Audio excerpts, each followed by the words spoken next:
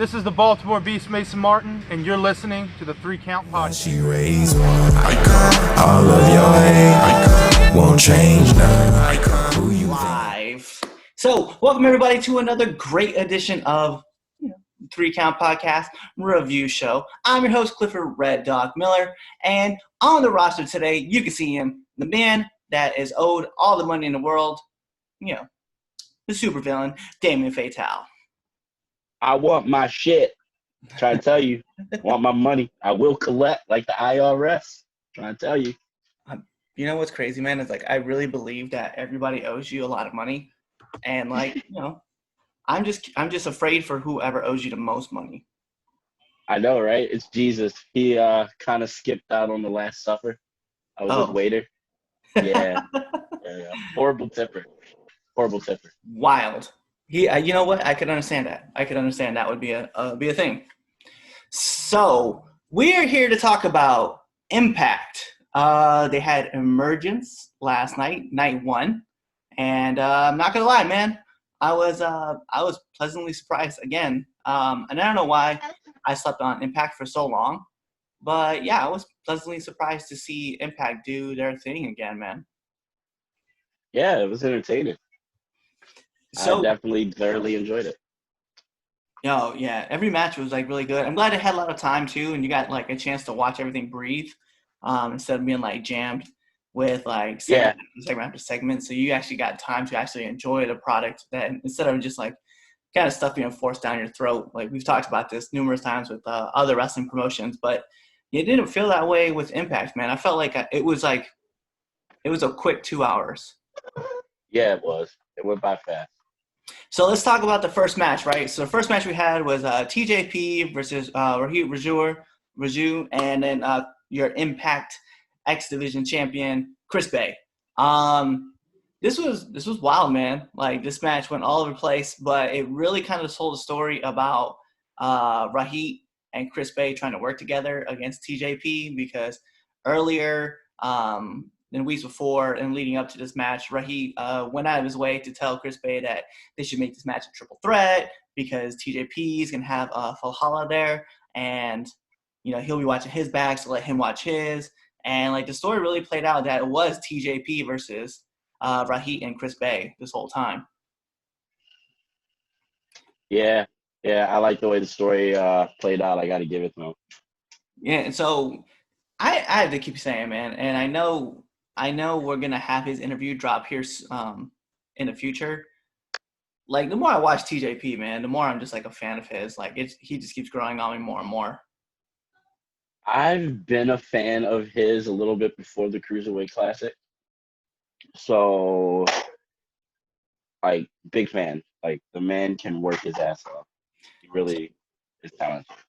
I followed him when he was in Lucha Libre USA back on MTV too, and that fell off. And then I saw him reappear on the Cruiserweight Classic. And, like, I just continued to be a fan of his and just rode it out the whole time, man, from the TJ Perkins gimmick to TJP to seeing what he's doing now and Impact. And, man, he had that abdominal stretch into the pin situation. I was like, bro, this is, like, something I've never seen before. I'm so glad I've seen it. Right? It's just, like, he just understands, like, how everything can move and work together. So it was really cool to see. In this match, though, it really then became a story of how Rahit was going to try to help Chris Bay, like, win the match, but ultimately that's not what the plan was. The plan was definitely for Rahit to get the title, and lo and behold, that's what we got. So big ups to your new Impact X Division champion, Raju. It was great. It was a great match. I really enjoyed it. And if I had to give it a rating, like in the star system, man, 4.5. It was a great match. Yeah, it was a very solid match. I have to kind of agree with you there with 4.5 stars. Like from beginning to end. And I'm not a big triple threat match kind of guy either, but they made it entertaining. So yeah, like definitely 4.5 stars. Oh yeah, it was. I eyes glued the whole time. Like yeah. So match number 2 came up, man. We had the TNA World Heavyweight Championship on the line. We had Moose versus Trey Miguel. Trey only got this because he was wearing Suicide's mask, which I'm not gonna lie, that was a lot of fun to see. Yeah. Match really, like, maybe this might be the one match I might kind of sour on a little bit. And maybe it'll take some time for me to kind of warm up to Moose, but like, I'm not entirely a fan of his. See, I've never really been a fan of Moose. Like, not to shit on Moose, but I've never been like a big fan of his. I don't know what it is. It's just something about him that bothers me. Yeah, because I feel like all his moves are basic and they're clean-ish at points. And I felt like Trey was really doing a lot more of the work. Like, obviously, he was not going to win this match. Spoiler, Moose won. But yeah, I don't know what it was about. I don't know what it is, man. It's just, I don't know. Maybe because he's a former Patriot. I don't know. I don't know how to take it. I was just kind of like, man, it is what it is with this one. Yeah, I kind of have to agree there. It was. But we did get the next segment up, which was Brian Myers and Willie Mack. I don't, man, Brian Myers might have to be like my, I know, okay, so I remember him as Kurt Hawkins at WWE, right? And to see him come into Impact, obviously, and get to be like this whole different persona and like who he really wanted to be in WWE, but they wouldn't let him be. Bro, like, he's a genius. I fucks with it. It's more realistic, less goofy, less mid-carder jobber, good hand kind of guy. Yeah. Aggressive, which I fucks with. But like that ending part of that segment with Willie Mack just jumping on was fucking hilarious. I'm sorry. I think I have to go with the comment that he made to Joey, which, by the way, I was so glad to see Joey too. I kind of forgot the Impact from WWE. And for people who don't know, Joey was one of the writers at WWE. And when the Elite invaded Raw, if you guys remember that back, was like almost 18 months ago, right? When they invaded, Joey took a picture with him, and WWE fired him for it. And then he just walked right over to Impact. But in there, in this segment, we saw Brian Myers make reference that he's tired of being controlled and have some crazy 70-year-old man who's in a goofy production meeting take control of his career. So I was like, I have no idea who that is or that's directed Not to. a clue. Not a clue. Definitely shots fired. Right. And then we saw Willie Mack just proceed to fight Brian Myers because this was his interview, and Brian Myers interrupted Willie Mack's interview. So I can't wait till we get that match. So yeah, I'm looking forward to it too. Let's get into match number 3. This was the Good Brothers versus Ace Austin and Madman Fulton. First thing I'm going to say is I fucks with Good Brothers theme song. Like, hard. Yeah, I like it too. It's a good song. Yes. Good fit. Yeah, it's a great fit for them. Like, we don't have to listen to a Dean Ambrose remixed theme song for them. I'm so glad they got their own. Great back and forth. I really like the story that's being told that they're obviously going after Anderson and thinking that he was kind of going to be like the weaker link, so they want to keep Gallows out. And then once Gallows got the hot tags, like he was just able to kind of like steamroll a bunch of dudes all up into the end, right? And then we saw the clash of Gallows and Fulton, which was actually a lot of fun to watch. Eventually, we got the Magic Killer hit on Ace Austin, and the Good Brothers came out on top. So great back and forth, especially for this match. I think I'd have to rate this like right around 3.5. It was just solid wrestling. I just liked good tag team wrestling. Yeah, it was definitely a solid tag team match. Watching the two big guys work together was fun. Definitely a solid 3. I love the lines. I actually like Ace Austin. He's actually growing on me I'm loving the cocky young guy, and he's talented as fuck. So yeah, I love watching him work. He's great. yeah, I have to agree. I can't wait to. I'm looking forward to seeing what he does in the future. Me too. So after this, we go to Damien and I's segment that's actually kind of growing on us, Wrestle House. I'm gonna be honest, man. When I first started watching Wrestle House, I was like, I don't get this. It's supposed to be like a wrestling version of Big Brother, and I was like, I don't really like it. But I'm not gonna lie, man. It's been growing on me. I can't help it. Right? I wasn't feeling it at first either, but like I don't know. I guess seeing all these characters like kind of out of their normal element, considering what's going on, they are entertaining. They picked the right people. Oh yeah. I'll give that. They're all entertaining as fuck.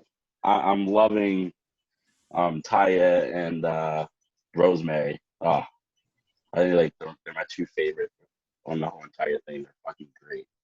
Like you can still tell like I'm learning like everybody, but I love the segment where everybody was like, "Who drank my beer?" Like just that little bit, man. I was like, "Yeah, I'm entertained by this one part." Did you drink my beer? I didn't touch your beer.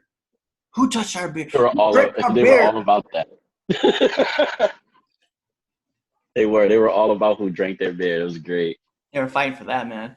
But in this Wrestle House, we did get Kylie Ray versus Taya Valkyrie, and this match was amazing, man. To watch like two women just kind of just like break into it and battle, man. I was all about this, man. I love Kylie Ray. She's amazing. Oh, it was a better women's match than AEW women's division.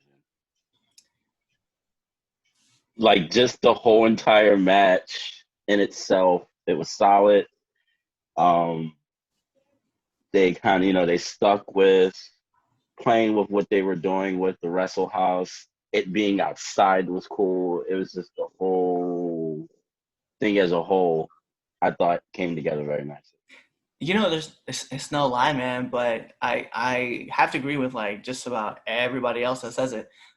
Impact, the Knockouts division by far is top to bottom, best division, best women's division in wrestling. Yeah, no, the funny thing is the Knockouts have always been that strong on Impact. Like literally, there's been points in time in Impact history where the Knockouts division was more entertaining. Yeah. Yeah. So okay, let's play this game really quick, man, because I'm sure we'll probably do this again on the actual debate show. So, how would you rank all the women's divisions? Right. So let's go Impact. We'll call NXT its own, right? NXT, AEW, Raw, and SmackDown. I'm gonna have to say I'm gonna have to go.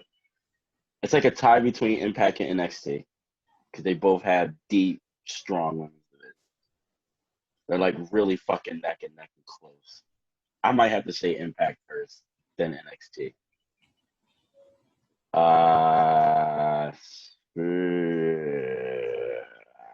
And there's just kind of like a mess. Yeah, it's like maybe Raw and SmackDown, or SmackDown and Raw, and AEW's at the bottom. Sorry. Yeah, I mean, I have to agree. I think AEW probably out of all the major promotions probably has the worst women's division. Not any shots. It's just that when I compare it to They got good women wrestlers though. That's the thing. Oh yeah. It's not like they don't have the talent. It's just not being utilized right.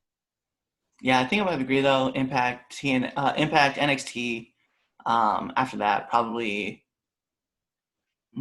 Raw, SmackDown, and then AEW. What do you guys think? Leave us a comment down below. We're actually watching. I'm actually reading all your comments now. So if you're watching this, write your comments down. Let us know what you think. We're very interested in hearing what you guys have to say. Right after that, Impact talked about. Actually, by the way, there's her name Vanessa, Brian Cage's wife. I can't remember. She was. So I was watching on a Twitch stream, and she was coming on, and Cage actually made an appearance on the Twitch stream. Like, she was talking about stuff like while that commercial break, and he was just coming in interrupting. It was so funny. I was like, wow. And then like fans were asking him to come back, and he was just like, no, I don't want to get in trouble with my other company. Smart man. Smart man. Then like at one random time, like he brought on like his pet salamander. Like it was, I don't know, it was crazy. So if you guys watch a Twitch stream, it was where it's at, man. So we get to talking about Impact Emergence Night 2, right? So we are going to get the Brian Myers versus Willie Mack matchup. That was actually kind of set up from this first week, and even prior to that. We had the Impact Open for the World Championship. So Eddie Edwards is going to be out there. And then we're going to get the match. I'm not going to lie. I'm mad excited for this matchup. Deonna Purrazzo versus Jordan Grace in an Iron Woman match. Like, for the I'm actually hyped for that because watching them wrestle for the Knockouts title before was one of my favorite women's matches this year. Oh, like, yeah. They killed it. And it was all believable. All of it. They tried to kill each other. Oh, yeah. Oh, yeah. No, there was no doubt. You know, it was crazy. And just to think, like, they're about to elevate the game just a little bit more. And I think I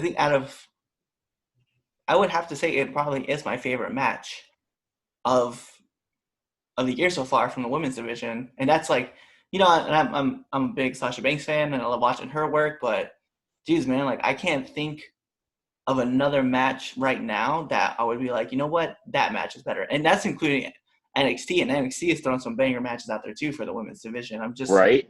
I really can't think of a match. Like, you know, maybe some people out there will say Charlotte and Charlotte and Rhea, but I mean that was just at WrestleMania, and that had to be big, but it wasn't as technical as what this match was. Like that match was hard hitting. Like you would have thought these women legitly had some kind of beef with each other. Mm-hmm. Yeah, so I can't wait to see what happens in the Iron Woman match. Yeah, because it's like it wasn't a cat fight; it was a fight. Like it was a fight. And if you guys didn't get a chance to check it out, please go back, go to Impact, go check it out, watch the match. It was brutal, man. They laid some heavy bombs on each other, and then like right there at the end, man, Jordan Grace's hands all tied up back behind her, and all she could do was just say, "I tap." She was just saying tap. Right. Like, bruh, that was like all around the story that was told. Like it was great. The virtuoso wasn't playing around, man. I definitely. No, she wasn't, and she looked amazing. Yeah. I definitely say she needs to keep whatever she did. She needs to stay the same because it's believable. Like, you know, the little bit of weight that she put on makes her hits more believable. Yeah. She looks great. She looks amazing. I'm mad that I slept on her. Well, I think, you know what's funny, man, is like going back and talking about her. There's another company, we don't want to mention names, WWE, that 100% like slept on her. Like they brought her onto the main roster to test her out, and they kept saying that she wasn't camera ready. But bro, like, you know, it's WWE. Obviously, they're all about sports entertainment. They're not about wrestling. And, yeah, true. You know, she would have definitely helped out AEW's women's division, but then again, like I feel like they wouldn't have booked her right. So I 100% believe that she's in the right promotion. Oh yeah, she's definitely in the right promotion. Like I think if you're right, if she had went to AEW, she would have been on Dark. Oh yeah. Speaking of which, Abaddon was on Dark, and I just see her beating up another jobber, and I'm like, I just want her on Dynamite. Like, she is awesome. She's a character. She freaks me out. She freaks my daughter out, but my daughter loves her. I'm like, yo, like, she's haunting, and I love it. Awesome. But, yeah, back to Deonna. Deonna is, yeah, you're right. Technically, she's amazing, and I love watching her work, so I can't wait to see this Iron Women's match next week. And then last but not least, probably my favorite match because, once again, you know, thank you to anybody who wants to. Just tag Jeremy Grimes. Just tell him, you know, Cliff keeps saying thank you because This is my first year of seeing both Motor City Machine Gun and the North, and believe me, like, God bless, man. Oh yeah, you don't know what you're missing. I love both teams, man. Like Motor City Machine Guns from early TNA, fucks with hard. They look better than ever. Yeah, no, they And really the do. North, from the first time I saw the North, I was like, this is a great fucking tag. And Ethan looked Like, in a lot better shape this time around than he did last time. yeah, Like, I it know he looks like lost a lot of weight. he was like, I'm going to hit the gym. I wasn't expecting this. Because Motor City Machine Guns are no slouches. Like they're like hard hitting, fast paced. Like it's great to see the clash of styles between the tag teams, but yet gel so well together. Oh yeah, I think I think this is probably my favorite tag team match, like, of the year. Like, I know there's other Oh, ones that are definitely. entertaining, but this is like by far Oh, like one of hands down, hands down. Like it was solid all the way through, hard hitting. It told a story. Like those guys went out there and put it all. yeah. And I'm gonna have to go back and look and see if there was another tag team match that made me really go, because, like, Trying to think. yeah, and I I'm don't even know if thinking about, there like, is. I'm trying to think of, like, AEW wise, like, there hasn't been that match yet that has made me No, there hasn't. last I year. If you mean, would have thrown it last year to me, I mean, I would have said maybe the Bucks and Private Party, but that was really, really more of a spot fest. And yeah, even the Lucha Bros versus Young Bucks match on the ladder match, that actually got pretty dangerous. I remember I think I downgraded that match because of it. it did get a little reckless. Like I love the Lucha Bros, but I don't know, they're crazy. I'm I'm not still gonna thinking say about too much bad about them because I don't want them to come look for me. I was thinking They about that seem like the spot type. where, yeah, I was gonna say I was thinking about that spot where Matt hit the ropes. Was it Matt or Nick that hit the ropes and almost concussed himself on the table? Right? I don't know which one it was. I can't remember. I can only tell by the balding spot. But then let's get back. So Motor City Machine Gun Man came out and they were on fire right off the jump. North did take control. Chris is amazing, by the way, at selling. I'm not gonna front, man. Right? I'm going to inspire to be like that, man. Like, he's a great worker. And then I knew Alex because I watched the Time Splitters for the first time during the Yeah. tag team tournament for NXT. So, like, seeing him was kind of like an easy crossover for me to watch, Motor City Machine Guns get to work. Eventually, they did get the heads up, and they ended up getting the win over the North. So, it was cool. It was cool either way, man. Watching the North put in that work, man. I'm like, bro, like, this is it's a whole nother level. And I'm so glad that one, Jeremy, like, again, like, I'm just gonna say it to you. I'm glad that he was there to tell me, hey, like, give these guys another chance, because I watched their match with Ken Shamrock, and I was like, bruh, I am not like I was like, I'm not interested in North. And it was See, like, wasn't a good example. That was all the North. I ain't gonna yeah, lie. That was all the North trying to carry a makeshift team. yeah. And that was the If we're one gonna thing keep too, it was real. and I told him too, I was like, it's not fair for me to kind of judge the North on the Ken Shamrock, Sammy Callahan match. I was like, because, Ken looked sloppy in that match, and Sammy Callahan was doing Sammy Callahan things. He was great. And then to watch Yeah. North, try to carry, and I was like, Ken really brings this team down. So the next night on Impact, or the next Tuesday on Impact, they're facing Motor City Machine Guns. I was like, oh, okay, I can see where the potential is in this one. And I watched them again. I was like, yeah, okay, I love the North. They're like one of my favorite heel tag teams, like period, right now.